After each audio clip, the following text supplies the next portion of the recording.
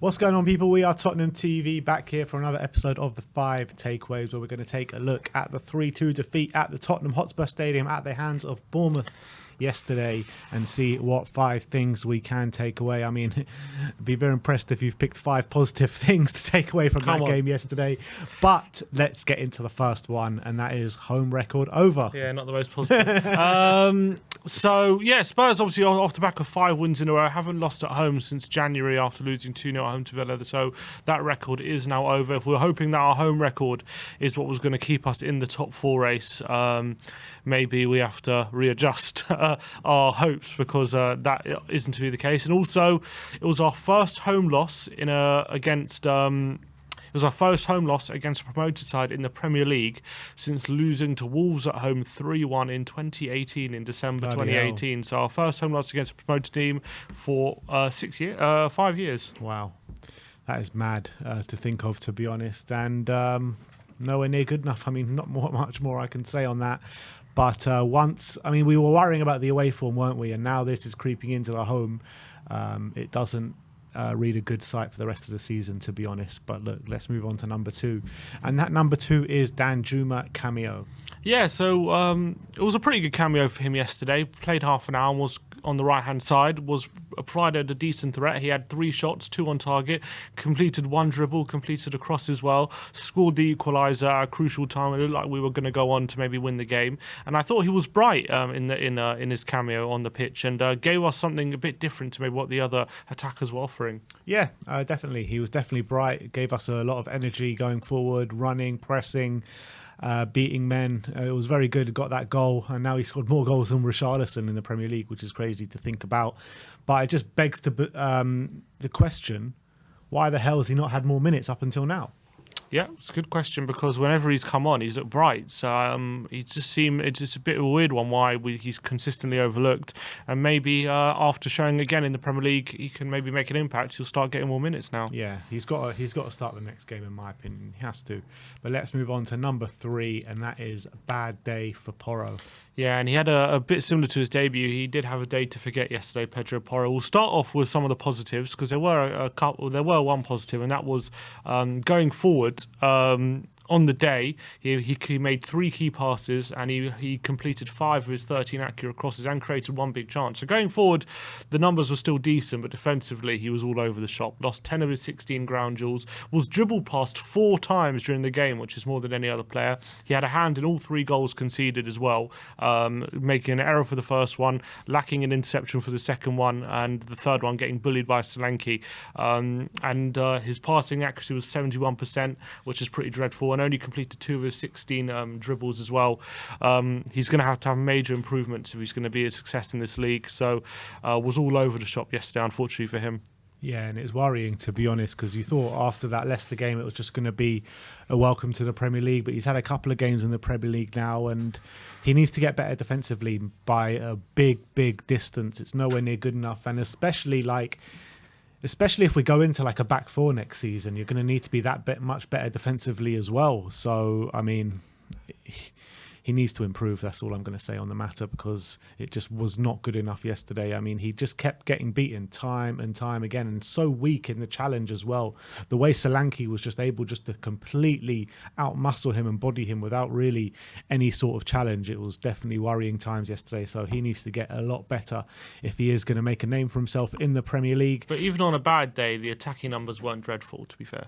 Yeah, that's fine. But I mean, if you're going to have this role consistently in the Premier League, you need to get those defensive stats better. No, I'm not disputing that. I'm just saying the attack, everyone's piling in on him, and fairly and rightly so, because he had a hand in all 3 goals conceded. I'm just saying, as an attacking wing back, like even on a really bad day like yesterday, he still actually provided some decent attacking numbers. That's something positive. Yeah, I guess it's something. But let's move on to the 4th takeaway, and that is one-dimensional. Yeah, and Tottenham, their plan yesterday just seemed to be to spam crosses into the box and just hope for the best. And a number of times, actually, we were getting loads of crosses in and only had one player to aim at. And if we look at the wing-backs yesterday, Porro and Perisic both put in 32 crosses collectively yesterday. Wow. 32 crosses into the box, only 7 being accurate. In fact, Perisic he put in 19 crosses, Perisic, and only 2 were accurate. It just shows the lack of quality or the lack of options. Either way, it's pretty poor. In all, Tottenham actually put in 37 crosses, 11 being accurate, which is actually nearly 1 in 4, which is not a horrific ratio overall, 1 in 4 crosses being accurate. With that, if that's your game plan, you need to be doing a lot more with those numbers in terms of fashioning chances and creating, testing the goalkeeper and getting real shots on goal.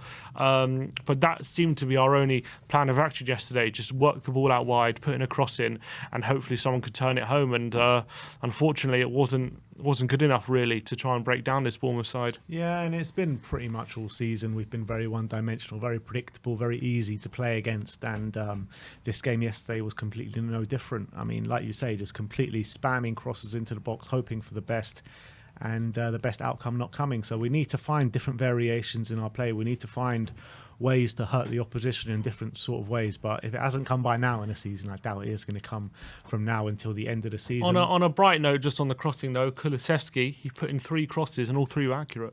100% crossing ratio. What a bright note to end off with. But let's move on to the 5th and final takeaway, and that is error prone. Yeah, and following Porro and Sanchez's errors yesterday, Tottenham now lead the way in the Premier League for individual errors leading to goals. Come on, what a team! You'll never sing that. We'll win the league. We're going to win the error prone league. Get in. And it's interesting though that looking at that stat, that we do lead that stat, considering what Stellini said in his press conference yesterday.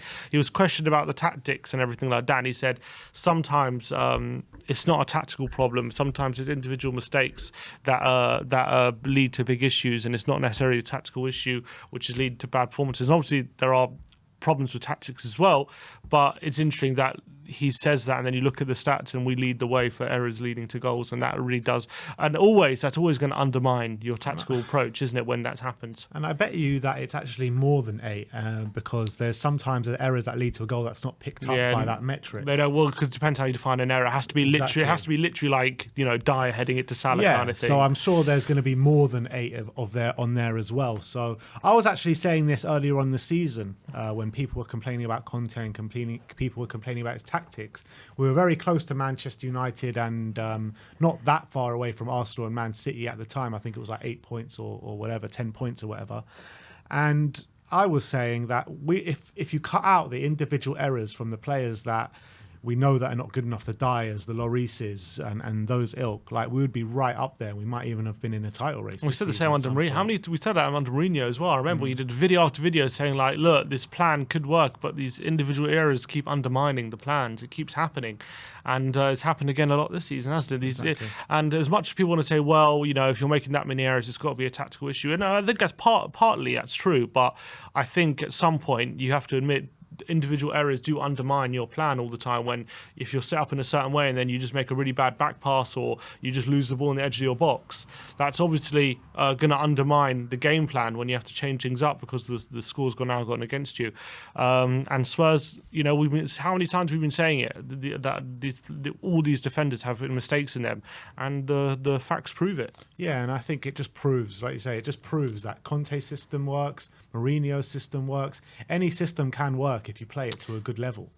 Yeah, I mean, it's been proven to work with the titles. I wouldn't say this proves that their system definitely works. I'm just saying, this definitely gives evidence that these individual errors have been undermining their tactics 100%. But I would even go and say, like, it is proof that the system can work, because if it's only individual errors, it can work. Yeah, not work, so for sure. Well, obviously, it didn't work because of the individual errors. Yeah. But anyway, that is our 5 takeaways. Let me know in the comment section below what your thoughts are regarding our takeaways, and let us know if we've missed anything out. Put some takeaways in the comment section below. We'll see you all tomorrow for the panel show. Like, subscribe, and comment. And as always,